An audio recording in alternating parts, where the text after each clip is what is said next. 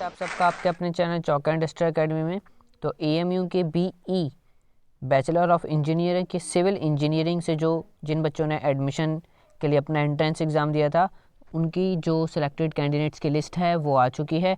तो आप इसमें अपना रोल नंबर देख सकते हैं और डिस्क्रिप्शन में आपको लिंक में मिल जाएगा जहाँ से आप ये PDF डाउनलोड कर सकते हैं। ये आज ही आपका आया है एडमिशन लिस्ट जो है, तो इसमें आप अपना रोल नंबर देख लीजिए। और उन सभी बच्चों को चौक एंड स्टार अकेडमी की तरफ से बहुत बहुत मुबारकबाद कि उनका एडमिशन एएमयू यूनिवर्सिटी में हो गया है।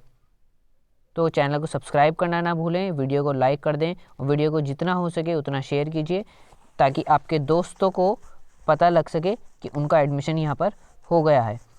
और मैं वीडियो को थोड़ी देर इसको पॉज कर देता हूँ ताकि आप इसको आराम से देख सकें।